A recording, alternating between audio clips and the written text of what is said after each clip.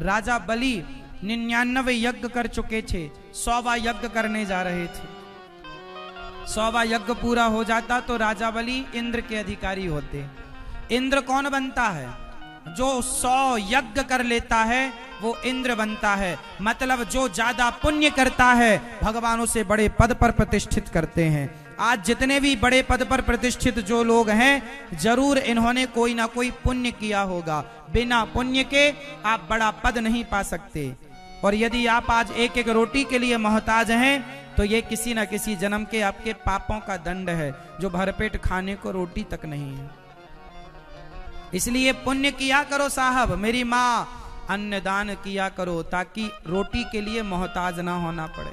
दिया गया दान किया गया पुण्य, उसका फल मिलकर ही रहेगा। पुण्य कभी व्यर्थ नहीं जाता। चींटी को आटा डाला है तो वो भी पुण्य मिलकर रहेगा। इसलिए पुण्य करने के योग्य हो तो करो। राजा बलि ने 3 पग भूमि दान की। वामन भगवान आए, मांगा कि हमें कुछ। राजा बलि ने कहा अब द्वार पर आए हैं, कुछ मांग लो। भगवान बोले देना है 3 पग भूमि दे दो। अच्छा, भूमि दान उत्तम दान है। जो भूमि दान करता है उसके पास बहुत सारा भूखंड होता है, भूमि पुत्र होता है, वो बहुत सारी जमीन जायदाद होती है। कुछ लोगों के पास बहुत सारे घर होते हैं, 2-3 घर हैं, 4-5 घर हैं, किसी के पास एक भी नहीं है। हाँ या ना?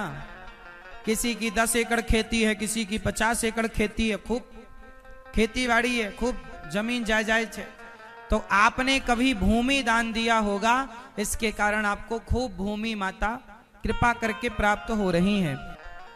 भूमि दान जरूर करना चाहिए, 1 पग 2 पग ही सही। राजा बलि ने कितना पग किया? 3 पग।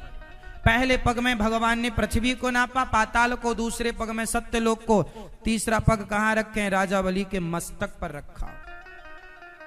राजा बलि से भगवान ने कहा मैं तुझे छलने आया, तूने मुझे छल लिया।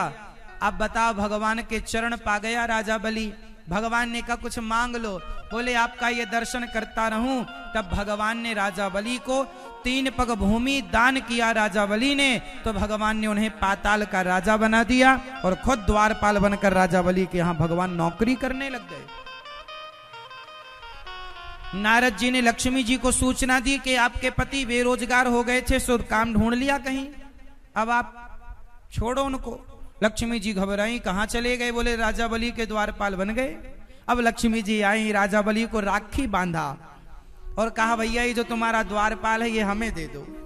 तो सबसे पहले राखी माता लक्ष्मी ने राजा बलि को बांधी थी। वहां से रक्षाबंधन की परंपरा स्टार्ट हो गई और राजा बलि ने अपनी बहन लक्ष्मी को राखी बंधाई, भगवान दिया।